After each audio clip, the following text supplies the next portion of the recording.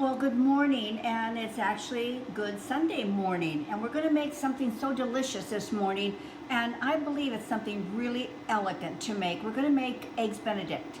Now, this is right into the holiday season. I mean, we're a few days away from Thanksgiving, very, very close to Christmas, right around the corner, and usually we get a lot of guests coming in to visit, or you have special times with special people. And this, I think, is an amazing, amazing breakfast, brunch, or lunch.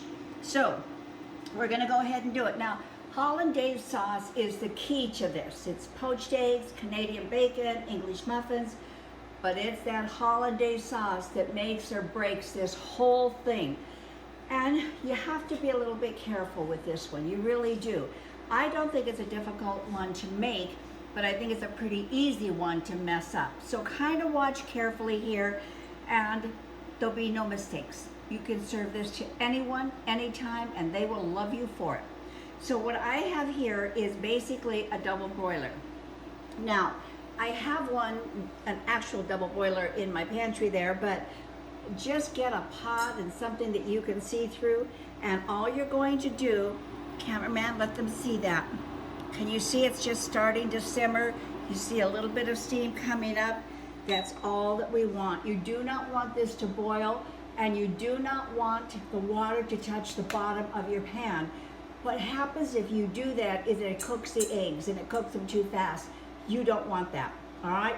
And the way you've got the right amount of water in is you set it down, you pick it up, there's no water on the bottom, you're good to go. Now, this is going to be important for you. I've got 4 egg yolks in here. No whites, just egg yolks. Come look. I want you to see how liquidy this is. See that? So what we're going to do here is just continue to stir this. And I almost don't leave it at all, okay? I really am careful with it.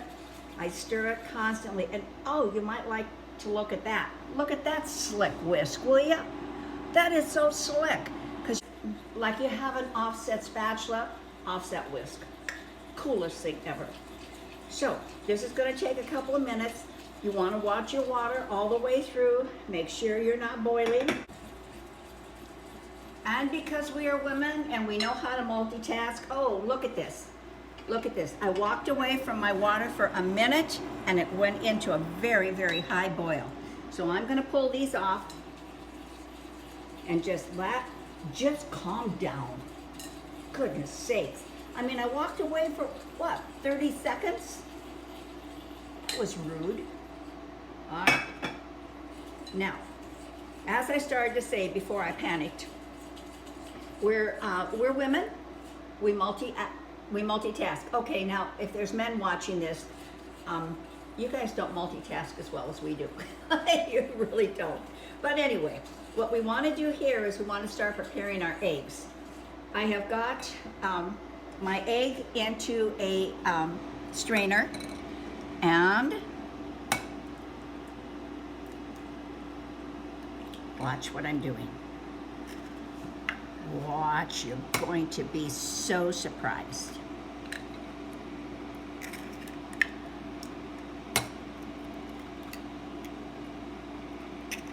Now how many of you are thinking, what in the world is she doing that for? It's because we're going to make perfect poached eggs. Perfect, all right? And the way you do that is you get rid of the liquid that's in there. In your egg, you have your yolk, you have the white of the egg, and then you have a liquidy part of the egg. Now, I'm quite sure that there are terms that are appropriate for that. However, I don't know what they are. So, I'm just using my terms. So what we want to do is we want to eliminate the water, because when you put those poached eggs into your boiling water, that's where you get all those spider webs of white that fragments out of your egg. It just doesn't look very pretty, okay? Really doesn't. So we're going to get rid of those because we're going to make perfect and beautiful poached eggs. All right, look at how nice this is starting to get. Do you see how it's thickening up now? See what it's doing? And if you by chance go a little bit too far and it gets too thick on you, not a problem. Just add like a teaspoon of water and that'll loosen it up for you. Oh, this is looking beautiful.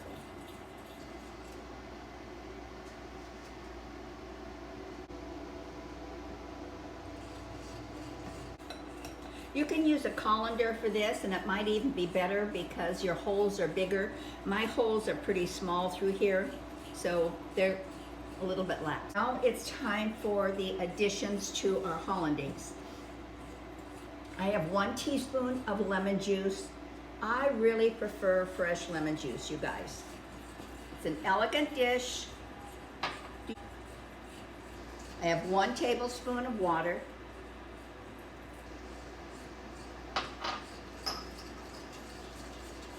1/8 of a teaspoon of salt.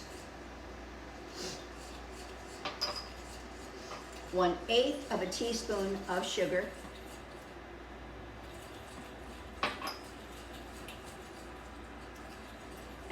And in here I have 1/8 of a teaspoon of paprika, onion powder, garlic powder.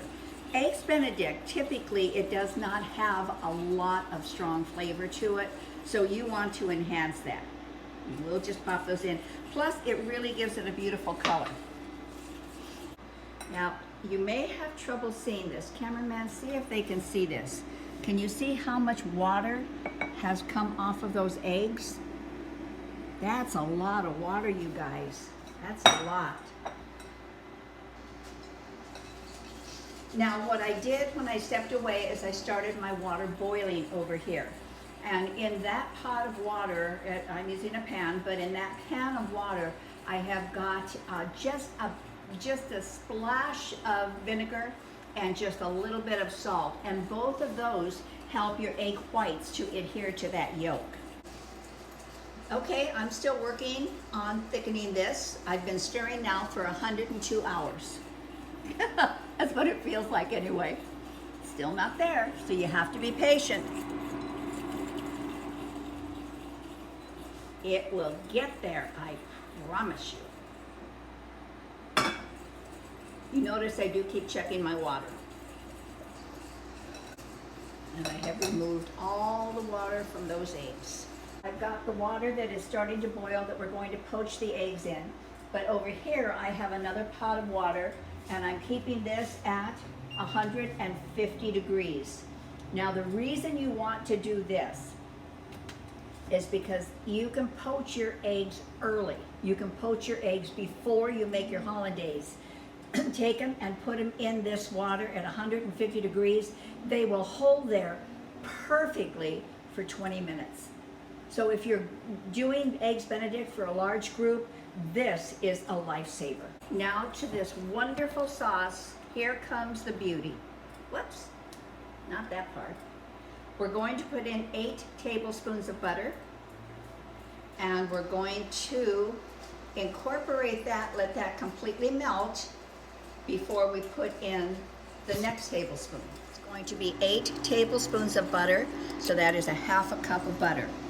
But you want to do it in sections like this, you guys. And this is typically served on English muffins, which I already have in the toaster ready to go. This is such a beautiful sauce. Once you learn how to make a hollandaise, my word, you can do so much with it on vegetables. It is a beautiful addition to any vegetable dish that you're going to make. I really think that this is one of the nicest sauces that you can really get skilled at because it has so much variety. This is so velvety, it's beautiful. Doesn't have a lot of fragrance because I think you usually hear me say, oh, it smells so good. This doesn't smell like anything. But I know what it's going to taste like. All right, that was our last tablespoon of butter. So we are getting very close here.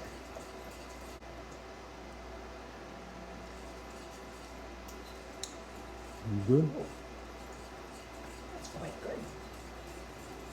I think the addition of that little 1/8 of a teaspoon of onion, garlic, and paprika I think it adds a nice little touch to this. I really do.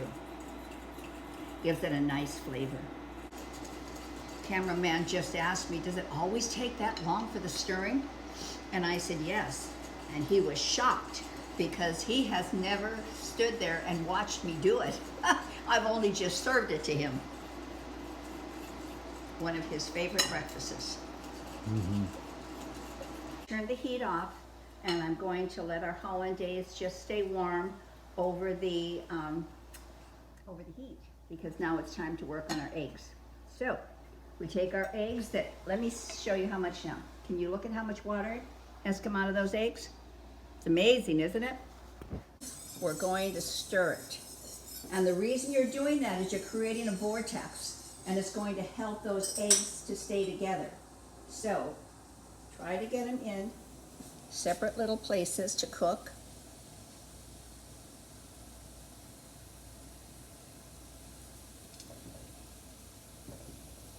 I'm going to cover it, and Alexa, time 2 minutes. Actually, starting now. Actually, you would time it 3 minutes. However, I had it boiling before I could find the lid. So we're going 2 minutes. Now over here, cameraman, if you can let them look at that, I have Canadian bacon, and that Canadian bacon is just pan fried. Hardest thing for me is not to lift this lid up. I always want to mess around with stuff, whether it's in a bowl or whether it's in a pan. I want to stir it or shake it or do stuff with it. You can't do that all the time. Now I got this pot of water going just because I wanted you to see what you would do with that, but I'm not going to use that because we're going to eat right away.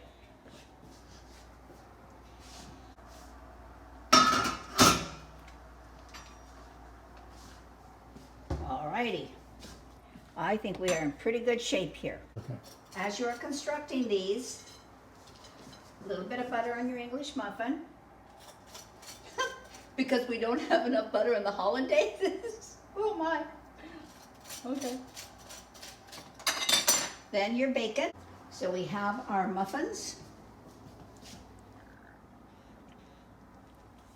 I don't like that spatula. Oh, and our perfect eggs.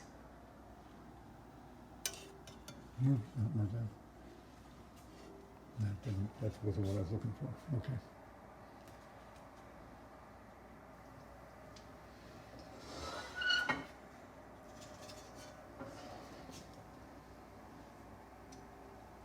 All right, so here we have our muffins, our Canadian bacon, our eggs, and now for the beautiful part, our gorgeous hollandaise.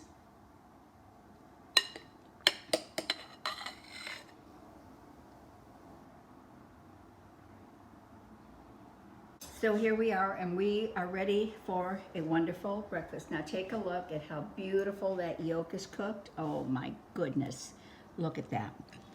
And we'll just cut right down into a little bit of Canadian bacon, a little bit of muffin, a little bit more yolk, and lots of hollandaise.